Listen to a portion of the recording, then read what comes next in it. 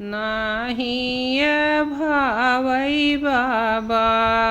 मोहि पढ़ाई औ लिखाइया हमर तूर चिद जी जाई के पहुँचे रे दुल्हे ससुररिया सासू से होई गई मुलाकात जी भरिया समझवा सासू निहारई दामादवा आई गए दुलरू दामाद जी जब रे दुल्हे जाई पहुँचे दुआरावा सलिया से होई गई मुलाकात जी जाके देखी साली बोलाई बड़ी दिलवाली जीजा से मांगई हिसाब जी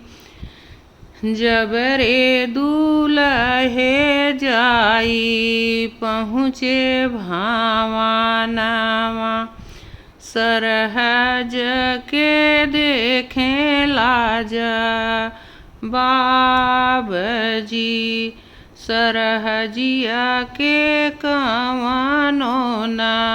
बाटई जबावा अरे दुल्हे जगाए घबराई जी या गवा का दुल्हे जब पहुँचे कोहबरावा अरे दुल्हिनी देखे बेताब जी हमरे दुल्हिनिया के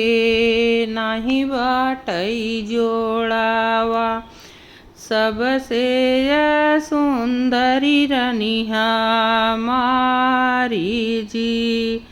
धनी धनी पापा हो धनी धनी मामी तुही मोर चला बिया जी।